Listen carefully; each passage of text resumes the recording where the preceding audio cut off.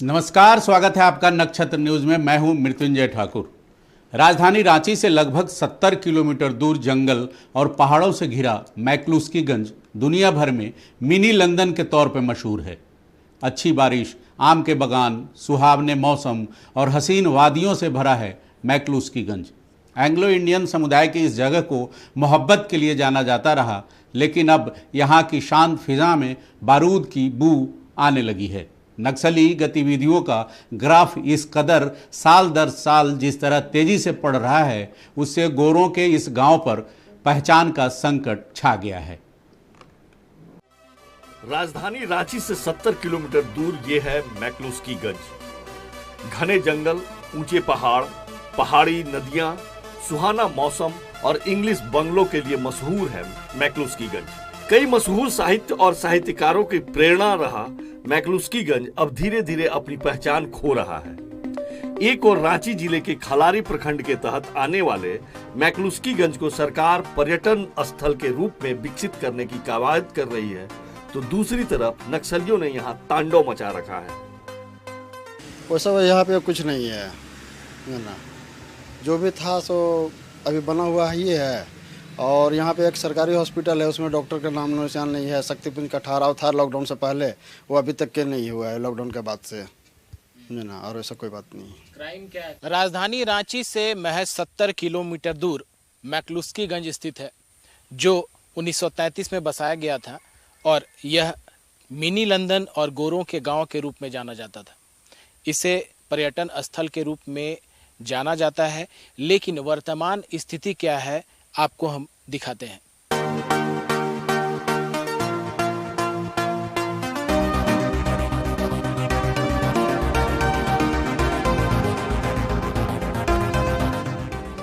मैक्लुस्कीगंज की आवाम का मानना है कि विकास के कार्य तो नहीं ही हो रहे हैं, अपराध भी बढ़ गया है। मैक्लुस्कीगंज में अब स्थितियां बदलती जा रही हैं। यहाँ जो स्थिति है शहर के में जो रेलवे स्टेशन है, यहाँ पर कम ही ट्रेनें रुकती हैं। यहाँ के लोगों को इस चीज़ का मलाल भी है। एक दुकानदार, उनसे पूछते हैं क्या स्थिति है। मैक्लुस्कीगंज पहले पर्यटन स्थल के रूप में जाना जाता था, आज भी है, लेकिन अब क्या स्थिति है? देखिए, पर्यटन स्थल तो खाली पेपर पर है, उस तरह का कोई ऐसा है नहीं कि जो लोग आए। पर्यटक पहले बंगाल से काफ़ी आते थे, लेकिन अब जो शक्तिपुंज जो ट्रेन है, जो कोरोना काल के बाद से बंद है, वो अभी तक नहीं चालू है, जिससे प्रभावित हुआ है पर्यटक स्थल। ये बताइए कि पहले की तरह अब क्या स्थिति है? खास करके मैक्लुस्कीगंज पर्यटन स्थल माना जाता है, क्या अपराध भी यहाँ बढ़ गया क्या? हाँ, ये तो बात सही है, बहुत ही बढ़ गया यहाँ पे पहले से ज़्यादा। हाँ, विकास का कार्य हो रहा है यहाँ, बस शिलान्यास होता है, उसके बाद सब कुछ चले जाते हैं। बस आते जाते तो हैं सांसद विधायक यहाँ पे, बस, और फिर उसके बाद पता ही नहीं चलता है। शिलान्यास टाइम्स होता है बस।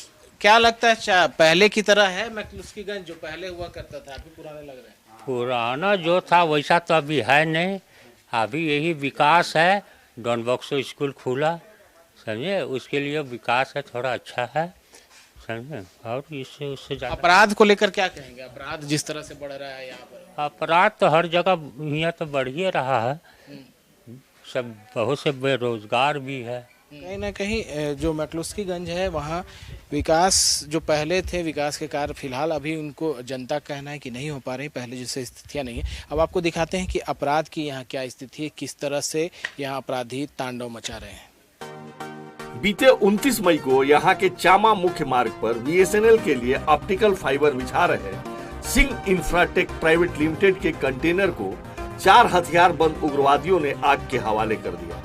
इस घटना में कंटेनर के अंदर सोए मजदूर संजय भुइयां की जलकर मौत हो गई।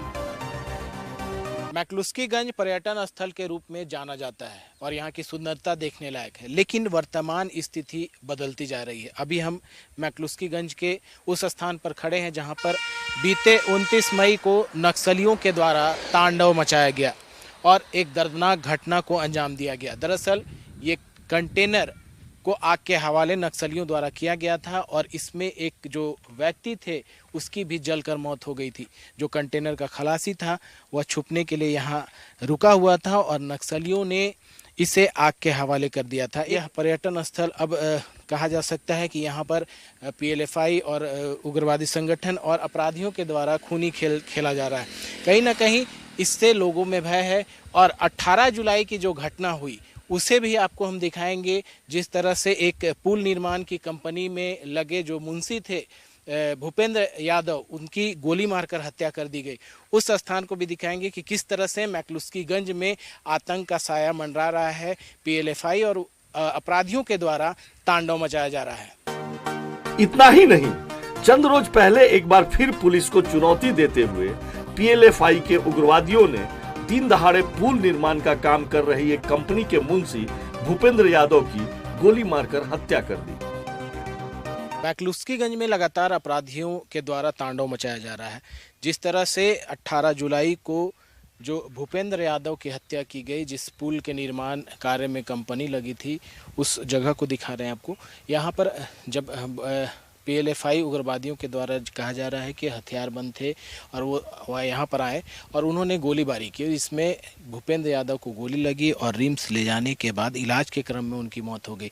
हालांकि इससे पहले भी मंगलवार को भी यहाँ पर मजदूरों के साथ मारपीट की गई थी और मारपीट के बाद उनके द्वारा मैक्लुस्कीगंज थाने में और पुलिस के आला अधिकारियों से सुरक्षा को लेकर के गुहार लगाई गई थी और पुलिस के द्वारा इस पूरे मामले की छानबीन की जा रही थी। लेकिन इससे पहले ही गोलीबारी की घटना को अंजाम दिया गया और यहाँ पर हत्या कर दी गई। लेकिन जिस तरह से एक पर्यटन स्थल के रूप में जाना जाता था मैक्लुस्कीगंज, अब यहाँ पर कह सकते हैं कि क्राइम का ग्राफ बढ़ा है। तो एक कहा जा सकता है कि लोगों में भय है और लगातार यहाँ पर लोग खौफजदा हैं।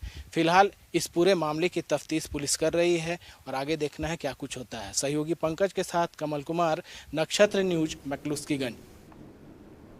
तो आपने देखा मैक्लुस्कीगंज किस तरह वो बदलता जा रहा है। और ज़्यादा बात करने के लिए वहाँ से लौट के आए हैं हमारे सहयोगी कमल, हम उनसे बात करते हैं। कमल, आप मैक्लुस्कीगंज गए थे, क्या वहाँ आपने देखा किस तरह दहशत का माहौल है, लोग डर में रह रहे हैं?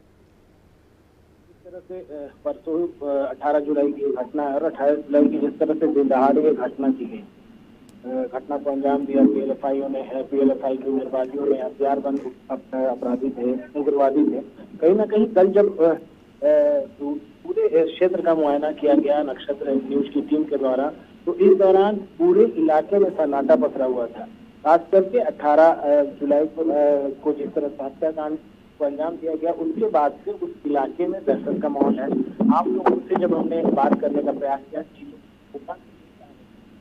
सभी जुबान से यही कहना था कि मैक्लुस्कीगंज जब पहले जैसा नहीं रहा, इसकी हत्या हो जाए ये कहा नहीं जा सकता है। तो इस तरह की बातें वो सभी जुबान से कह रहे हैं। जो दुकानदार हैं वो भी खुलकर सामने नहीं कुछ भी कहना चाहते हैं, क्योंकि उनको इस चीज का डर है कि अगर ये बातें, अगर वो मीडिया में कुछ कहते हैं और वो बातें अगर PLFI उग्रवादियों या अपराधियों तक पहुंचती हैं तो उनके जान को भी खतरा होगा। जिस तरह से कल जब जिस पुल निर्माण के दौरान कंपनी के मुंशी जो भूपेंद्र यादव की हत्या जहां पर हुई थी, उस घटना स्थल पर जाने से भी रोका जा रहा था पुलिस के द्वारा, क्योंकि स्थितियां वहां पूरी तरह से खराब हो चुकी हैं। जो भय का माहौल है वो पूरी तरह से है। खुद मैक्लुस्कीगंज के जो थाना प्रभारी हैं, उनसे मिलने के बाद उन्होंने भी वहां जाने से रोका। उनका साफ तौर पर कहना था कि वो इलाका ठीक नहीं है। हालांकि जो मुख्य सड़क है, उस सड़क से लगभग 2 किलोमीटर अंदर ये पुल निर्माण का कार्य हो रहा है और कच्ची सड़क है, खराब सड़क है, इस वजह से भी जाने से रोका जा रहा है और सुरक्षा दृष्टि से भी मना किया जा रहा था। हालांकि नक्षत्र न्यूज की पहुंची और उस पूरे इलाके का मुआयना किया गया ताकि जनता तक सच्चाई दिखाई जा सके। जो स्थितियां अभी मैक्लुस्कीगंज की है वो पूरी तरह से अब बदली हुई नजर आ रही है। लोगों में खौफ का माहौल है, लोग सभी जुबान से अपनी बात रख रहे हैं, सामने खुलकर कुछ भी कहने से डर रहे हैं। चलिए, तो बहुत बहुत जाहिर हो रहा है। इन तमाम जानकारियों के लिए बहुत बहुत शुक्रिया आपका। तो एक खूबसूरत, रमणीक और सुंदर पर्यटन स्थल को नक्सलियों और अपराधियों की नज़र लग गई। एक स्कॉटिश युवा को एक ब्राह्मण युवती से प्रेम हुआ और तमाम विरोधों के बावजूद दोनों ने शादी कर ली। शादी के बाद अर्नेस्ट थिमोथी मैक्लुस्की को एंग्लो इंडियन समुदाय की चिंता और कई प्रयासों के बावजूद 1935 में रातू महाराज से 10 एकड़ ज़मीन लीज पर लेकर उन्होंने इस अनोखे गांव की नींव रख दी। यही गांव मैकलुस्कीगंज कहलाने लगा और फिर उन्हीं के नाम पर यहाँ के रेलवे स्टेशन लपरा का नाम बदलकर मैकलुस्कीगंज रखा गया।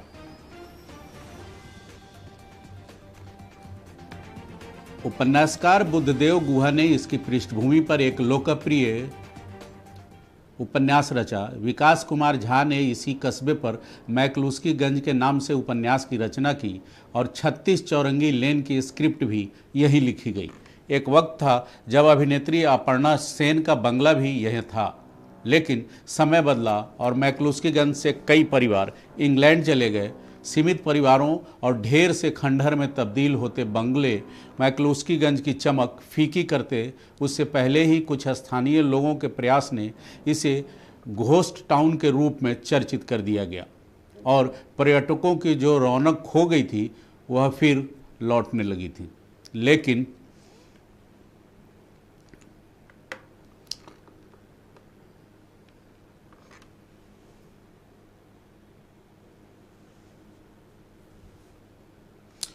तो मैकलुस्कीगंज पे और ज़्यादा जानकारी के लिए हमारे साथ हमारे संपादक राघवेंद्र जी स्टूडियो में मौजूद हैं। स्वागत है आपका राघवेंद्र जी। राघवेंद्र जी, ये एक बहुत खूबसूरत शहर, पर्यटक स्थल, जहाँ पे गोरे रहना चाहते थे, उन्होंने शहर बसाया था। किसकी नज़र लग गई, अब क्यों लग रही है ये? नज़र लगी नक्सलियों की, नज़र लगी ठेकेदारों की, नज़र लगी नेताओं की। मैं आपको ये बताऊं कि हम लोगों ने एक ग्राउंड स्टोरी करने की कोशिश की, हम लोगों ने एक ग्राउंड दिखाने की कोशिश की कि एक तरफ पुलिस दावा करती है कि झारखंड में, और आज से नहीं 10 सालों से रघुवर दास की सरकार में भी और अभी भी पुलिस अधिकारी लगातार ये दावा कर रहे हैं कि नक्सलियों का उन्मूलन कर दिया, हम लोगों ने नक्सलियों का सफाया कर दिया। दूसरी तरफ इसी रांची जिले में है मैकलुस्कीगंज और वहाँ लगातार 1 महीने के अंदर आप देखिए कि 2 बड़ी घटनाएं हुई।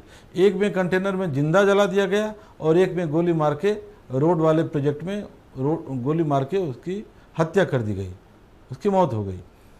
तो हम लोगों ने ये समझने की कोशिश की कि मैकलुस्कीगंज एंग्लो इंडियंस का गांव, प्रेम की बगिया में बना हुआ एक शहर, और वहाँ नफरत और बारूद की ऐसी गंध है जो बता रही है कि कानून व्यवस्था की क्या स्थिति है। आज देखिए, आज जब देश के गृह मंत्री रांची में थे, तो मैकलुस्कीगंज की ग्राउंड रिपोर्ट की अहमियत इसलिए भी बढ़ जाती है। इसी रांची शहर में, इसी रांची जिले में, राजधानी रांची का एक कस्बा जो खलारी, जो इंडस्ट्रियल मतलब कोयले के लिए चर्चित है, अभी उसके बगल का कस्बा है मैकलुस्कीगंज। ठहरा हुआ शहर, शांत शहर, जब आप जाएंगे तो वो शहर आपको खींचेगा। एक स्टेशन ठहरा हुआ, मैं इसलिए कह रहा हूँ कि वो वहाँ वही लोग, उन्हीं लोगों को मैकलुस्कीगंज पसंद है जो थोड़ा कम गति या ठहराव पसंद करते हैं। बहुत सारे लोग आते थे, लेकिन जैसा भी वहाँ के लोग बता रहे थे कि शक्तिपुंज एक्सप्रेस जो कलकत्ता से भोपाल जाती है तो तक जाती है, वहाँ उसका ठहराव भी रोक दिया गया, वो भी नहीं है। नहीं तो पहले कलकत्ता के पर्यटक आते हैं। देखिए वहाँ बड़े बड़े स्कूल हैं वहाँ, और वहाँ की इकोनॉमी जो है, आप देखिएगा कि जो एंग्लो इंडियंस का घर था वो तमाम जो है, अब तो एंग्लो इंडियंस वहाँ नहीं रहे, जो आखिरी किटी मैम साहब थी वो भी नहीं रही, लेकिन जो बाकी घर था जो उन्होंने अपने अपने केयर टेकर्स को दे दिया था, तो वहाँ पर आप देखेंगे कि उनकी इकोनॉमी चलती कैसे है। उस हॉस्टल में वहाँ जो बच्चे पढ़ते हैं उन स्कूलों में, चाहे डॉन बॉस्को हो या जो और भी बड़े स्कूल हैं, तो वो रहते हैं हॉस्टलों में और हर घर की इकोनॉमी ऐसे चलती है। तो इतने ठहरे हुए शहर में वहाँ क्या हुआ, धीरे धीरे नेताओं को वो जगह पसंद आई। वहाँ पर आपको नेताओं के फार्म हाउस दिखेंगे, कोई ऐसा बड़ा नेता नहीं होगा जिसका फार्म हाउस वहाँ नहीं है। जब नेता पहुँचे, पीछे से ठेकेदार पहुँचे, और जब नेता ठेकेदार पहुँच जाएँ और नक्सलियों को, अपराधियों को जब लगे कि नहीं यहाँ कुछ हो रहा है, तो वो भी धमक गए, और धमके, ऐसा धमके कि अभी नक्सलियों की सत्ता चल रही है वहाँ पे। और मेरा सवाल ये है कि रांची के जो विद्वान सीनियर एसपी हैं, जो केवल मीडिया को ही रोकने में और मीडिया को हिदायत देने में जिनकी ऊर्जा खत्म होती है, उनको क्या ये नहीं दिखता कि मैकलुस्कीगंज में क्या हो रहा है?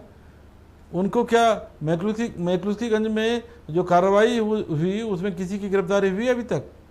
क्या पीएलएफआई से डरने लगे हैं लोग वहाँ? तो ये जो डर है आतंकियों का, नक्सलियों का, उग्रवादियों का, ये ख़त्म करने की जिम्मेदारी किस पर है? अगर संरक्षण नहीं पुलिस देगी उन लोगों को जो काम करते हैं सरकार का, तो लोग कैसे काम करेंगे? कमल ने जाके वहाँ पूरा जायजा लिया है, पूरा देखा है। इस स्टोरी को हम आगे भी दिखाएंगे कि और भी बहुत सारी स्टोरी है जो हम लोगों ने ग्राउंड, क्योंकि नक्षत्र जो है वो ग्राउंड रियलिटी दिखाता है हमेशा, और इस रिपोर्ट के जरिए भी हम ग्राउंड रियलिटी दिखा रहे हैं कि पुलिस जो ये दावा कर रही है कि नक्सलियों का सफाया हो गया, और राजधानी रांची का एक कस्बा जो कभी वर्ल्ड वाइड जाना जाता था, और वहाँ PLFI ने 1 महीने में दूसरी बार बड़े अटैक करके जिंदगियां ली, जिंदा जला दिया। क्या कार्रवाई हुई? लोग जानना चाहते हैं। आगे ऐसी घटना न हो इसके लिए क्या एहतियातन प्रबंध किए गए, लोग जानना चाहते हैं।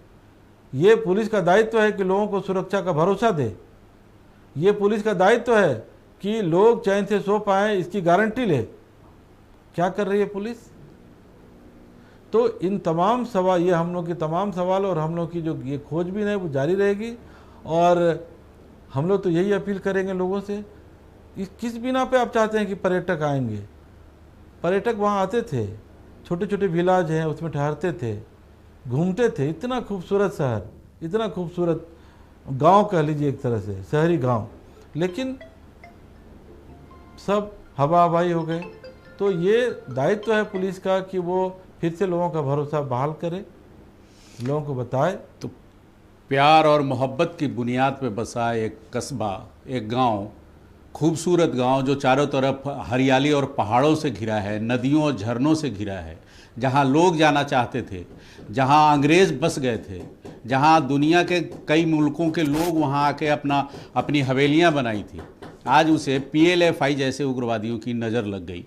हम राघवेंद्र जी, आपने एक सवाल उठाया कि शासन प्रशासन जो बार बार दावे करता रहा है कि झारखंड से नक्सलियों का उन्मूलन हो गया। हम सुदूर पलामू, गढ़वा और लातेहार की बात नहीं कर रहे, और हम आगे बात करेंगे कि झारखंड के गोद में बैठा हुआ यह शहर, आखिर वहाँ नक्सली इतने प्रभावी क्यों है? PLFI जैसे उग्रवादी इतने हावी कैसे होते चले गए? पुलिस हाथ पर हाथ धरे या कान में तेल डाल के सो रही है। महान कवि हरिवंश राय बच्चन ने लिखा कि एक से बढ़कर सुंदर साकी ने सत्कार किया, लेकिन अब न रहे वो पीने वाले, अब न रही वो मधुशाला। मैक्लुस्कीगंज इसी तरह तबाह होता रहा और हो रहा है। जहाँ PLFI उग्रवादी अपराधी संगठनों की नज़र लग चुकी है, वहाँ के बंगलों पर कब्जे की होड़ है, वहाँ विकास के कामों को रोक दिया जा रहा है, विकास में लगे मजदूरों की हत्या कर दी जाती है, किसी को जला के तो किसी को गोलियों से भून के।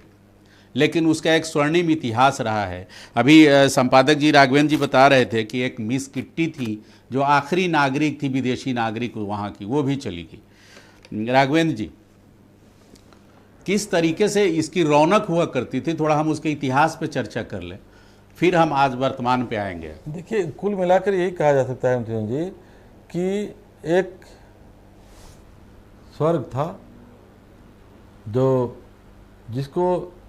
जिसकी बुनियाद तो प्रेम की खूबसूरती थी, जिसकी बुनियाद तो मिस्टर मैक्लुस्की की बनाई हुई थी, जो एक मोहब्बत और प्यार की बुनियाद, जो एक बीमा एजेंट थे, कलकत्ता से वो आए थे और उनको ये जगह इतना पसंद हुआ। बीमा एजेंट थे और रियल एस्टेट के भी कारोबारी थे।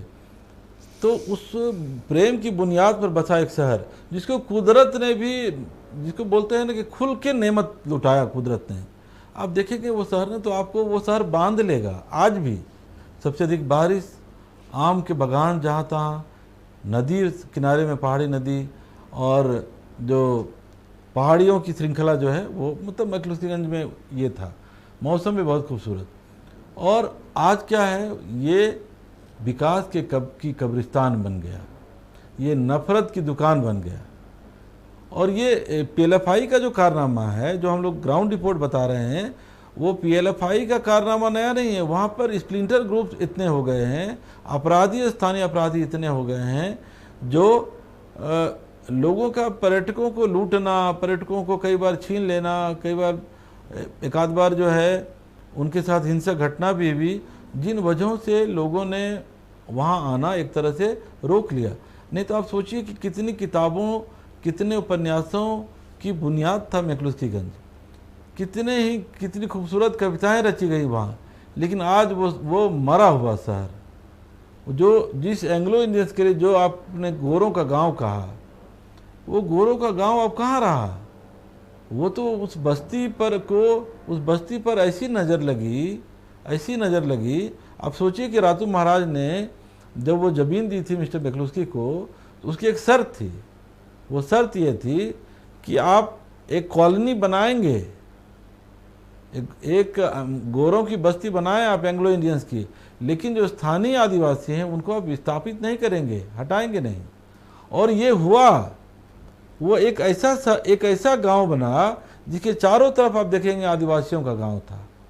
और वो इस तरह मिल्लत के साथ वो एक नई चीज़ बनी थी, जहाँ बड़े बड़े लेखक आते थे, रुकते थे, बड़े बड़े फिल्म राइटर्स आते थे, रुकते थे, और वहाँ जो है अपनी कल्पनाओं की उड़ान को एक रूप देते थे। आज वहाँ क्या है? तबाही का मंजर है,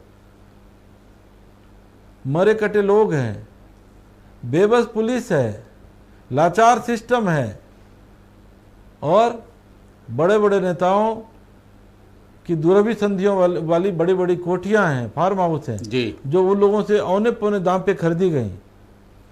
जी। वो किट्टी मेम साहब जिसका मैं जिक्र कर रहा था कि वो मैक्लुस्कीगंज स्टेशन के सामने एक दुकान हुआ करती थी, एक छोटा सा उनका गेस्ट हाउस हुआ करता था। और कई बड़े लेखकों ने लिखा, आपने विकास झा का जिक्र किया, और भी कई लेखकों का जिक्र किया।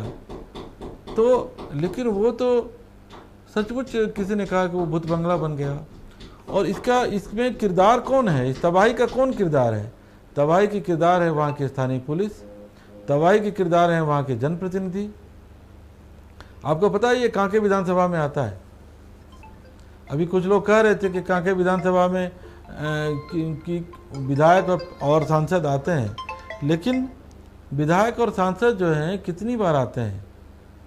क्योंकि आप सोचिए कि कांके ब्लॉक का मुख्यालय कहाँ है? रांची से सटा हुआ, और यहाँ से 70 किलोमीटर दूर मैक्लुस्कीगंज है जी। तो इतनी जटिल मैक्लुस्कीगंज का कांके में होना एक तो ज्योग्राफिकली इसको दूर करता है, और मेरा ये कहना है कि एडमिनिस्ट्रेशन की नज़र नहीं है वहाँ। जी बिल्कुल, और सरकार की, प्रशासन की, स्थानीय पुलिस प्रशासन की नाकामी और पुलिस प्रशासन की कान में तेल डाल के सोने वाली जो फितरत है, उसने मैक्लुस्कीगंज को बर्बाद किया। हम सीधा ये नहीं कह सकते कि केवल इसके लिए PFI और वहाँ के अपराधी संगठन जिम्मेदार है, वहाँ के बेरोजगारी जिम्मेदार है। यहाँ सीधी तरह केवल उन पर दोष नहीं लगाया जा सकता। झारखंड रांची का जो पुलिस प्रशासन है वो भी उतना ही हद तक कसूरवार है बर्बाद होते इस कस्बे, खूबसूरत कस्बे के लिए। बहुत बहुत धन्यवाद राघवेंद्र जी आपका। और इस बुलेटिन में फिलहाल इतना ही, लेकिन बाकी खबरों के लिए बने रहिए नक्षत्र न्यूज़ के साथ।